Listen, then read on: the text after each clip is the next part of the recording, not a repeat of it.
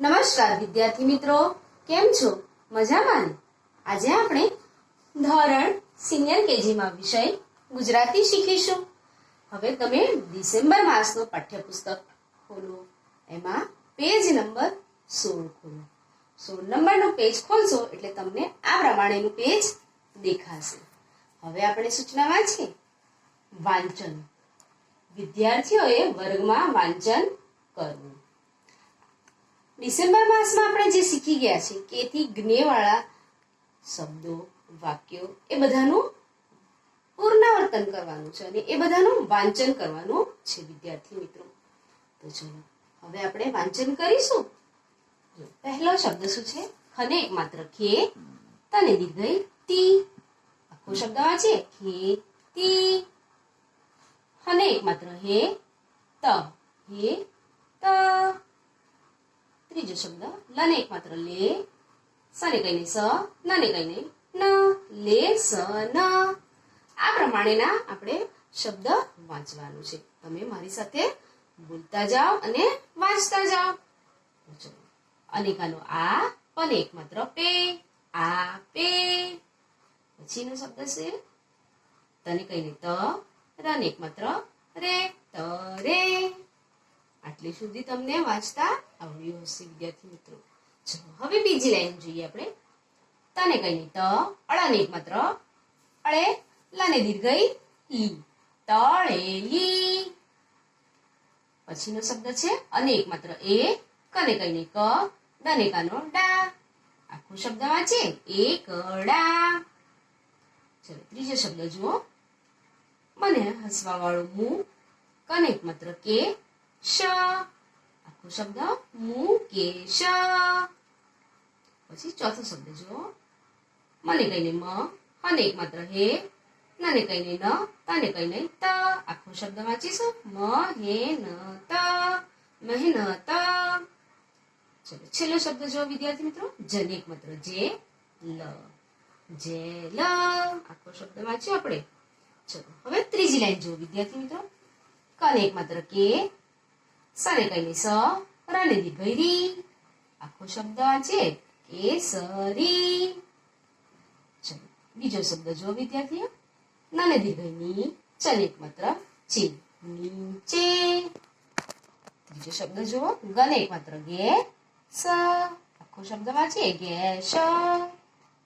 ચોથો શબ્દ જુઓ. કનેકાનો કા, રને એક માત્ર રે, લનેકાનો લા, કારેલા. ચલો છેલ્લો શબ્દ જો વિદ્યાર્થીઓ. સન એક માત્ર સે, વનેકાનો વા. આખો શબ્દ વાંચીએ. સેવા.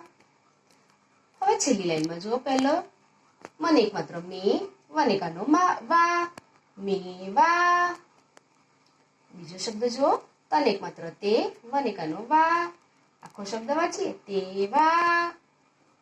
ત્રીજો શબ્દ જો. બને કને બ, અને એક માત્ર હે, ન.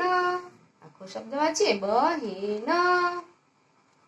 ચલો ચોથો શબ્દ જુઓ. બને કઈને બ, નને એક માત્ર ને, વને દીર્ઘઈ વી, બ ને વી. ચોથો શબ્દ છેલ્લો શબ્દ જો વિદ્યાર્થી મિત્રો. બને કઈને ભ, અણને કઈને અણ, શને એક માત્ર શે, ભણ શે. આ પ્રમાણેના શબ્દો આપણે વાંચ્યા.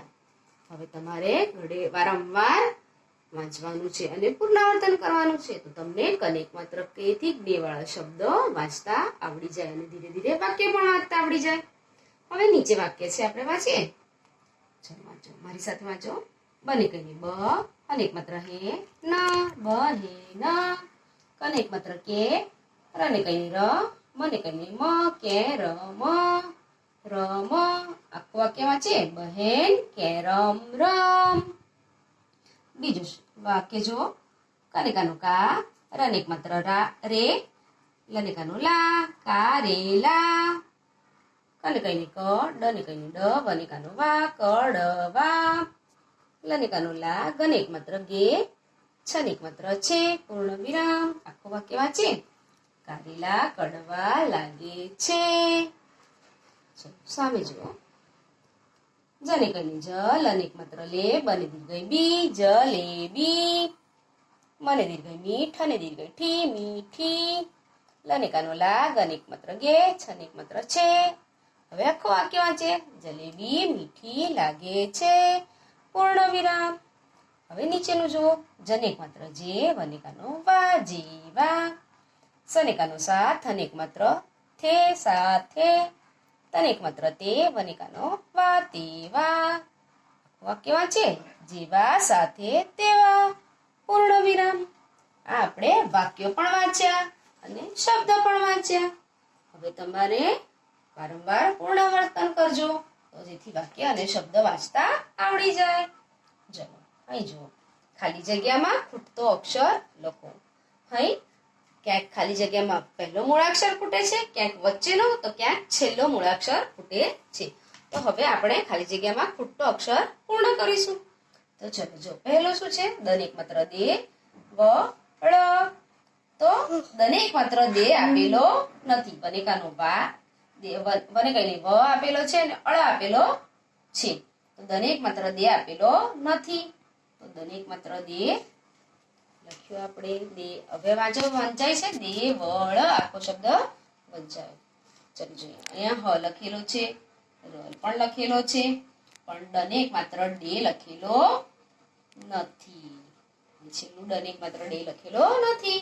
તો આપણે લખીશું હરડે. આખો શબ્દ વંચાયો. હરડે થયો કમ્પ્લીટ. ચલો ત્રીજો શબ્દ. સનેક માત્ર શે. સનેક માત્ર શે લખેલો નથી. વનેકાનો વા લખેલો છે ને અળ પણ લખેલો છે. તો આપણે શનેક માત્ર શે લખીશું. તો લખો મારી સાથે. શેવાળ આખો શબ્દ થયો. શેવાળ. ચલો અહીં જો પહેલો શબ્દ જો લખેલો નથી. વનેક માત્ર વે લખેલો નથી. લ લખેલો છે ને અણ પણ લખેલો છે. તો આપણે વનેક માત્ર વે લખીશું. લખો મારી સાથે. વેલણ. ચલો આ બાજુ જો સામેની સાઈડ પર જો પહેલો મૂળાક્ષર કનેક માત્ર કે લખેલો નથી. ર લખેલો છે ને મ લખેલો છે. તો ચલો લખો મારી સાથે. પહેલો કનેક માત્ર કે, ર, મ આખો શબ્દ વાંચીએ. કે, ર, મ. ચલો જો બીજો શબ્દ જુઓ.